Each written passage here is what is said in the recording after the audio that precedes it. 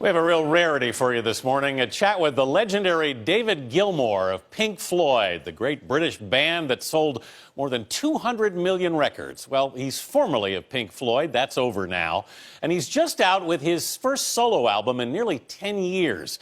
Gilmour had never done an in-depth interview for U.S. television until now, and I traveled to England to speak with him.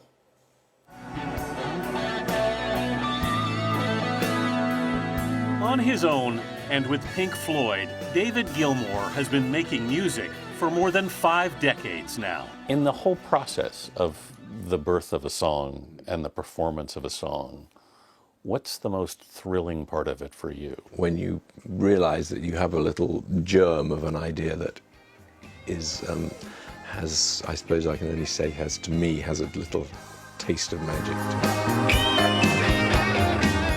There are lots of exciting bits. The first time you hear one of your tracks on the radio. That still thrills you? Well, you know, you have this idea that there are millions, literally, of people listening to it at the same time as you, and that little strange telepathy of feeling that you're sharing something live with all those people. Whatever it takes to break, gotta do it. With his first solo album in 9 years, Gilmour's music is floating out over the airwaves again.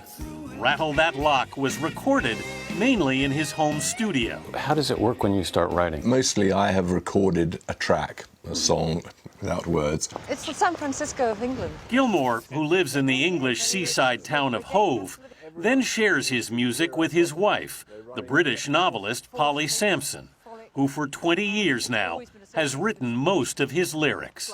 And then where do you go with that? I walk for miles with it on repeat in my headphones. But the more I walk with it and the more I listen to it, things just start emerging, and the music is so suggestive. I mean, David speaks with the guitar. Gilmour and Sampson, who have 8 children between them, first connected through mutual friends. And they sat us together at a dinner party on more than one occasion. For about 2 years, I think, actually. They were trying to make something catch? Yeah. Didn't catch. It didn't at first? Didn't catch. Took a while. So what finally did catch? He needed a lyricist. Gilmour first asked Sampson to write for Pink Floyd's 1994 album, The Division Bell. But she wanted to do it anonymously. You didn't want your name on... No, I didn't really want to stick my head above the parapet at all. Why not? Don't you know?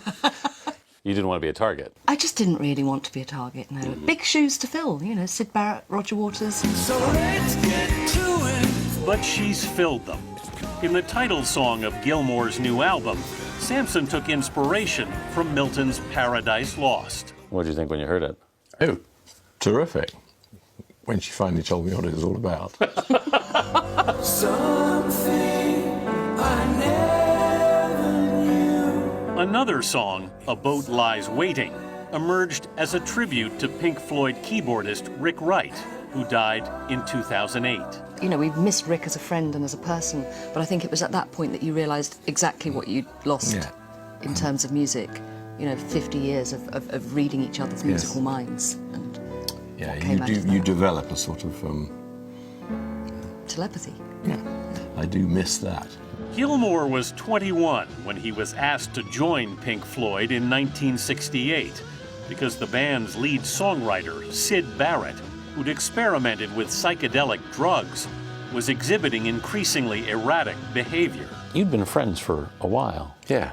That must have been hard to watch. It's very hard to watch someone deteriorate like that, because he was an extraordinarily funny, witty, intelligent, gregarious guy.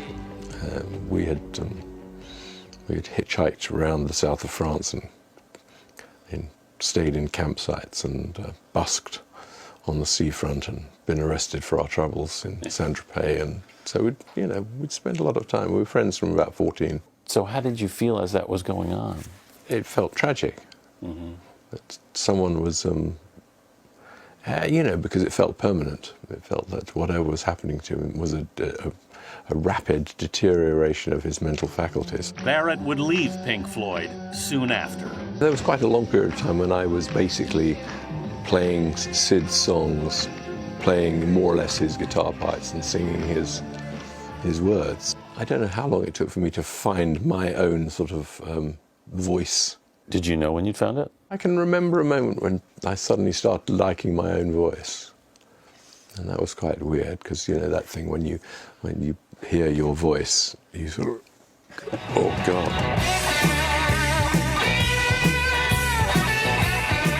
Gilmour went on to become one of rock's most acclaimed guitarists, ranked number 14 on Rolling Stone's list of the all-time greats. But after Pink Floyd's success with Dark Side of the Moon and The Wall, Gilmour and Roger Waters battled for control of the band.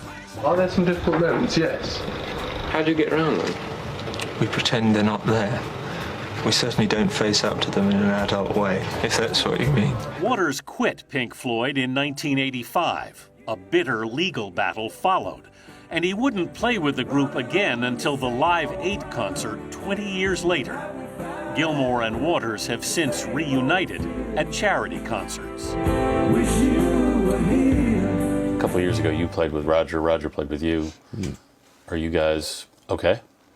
It's a funny old thing. You know, it's now 10 years ago that we did Live 8.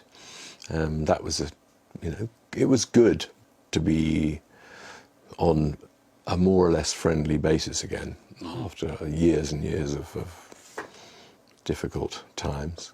The charity gig, we did sit up half the night carousing and drinking and laughing, so that was good. There's not we don't talk to each other very much. You don't? No. She mesmerizes with a smile. As Gilmour heads out on a new solo tour, he insists that Pink Floyd's 2014 album, The Endless River,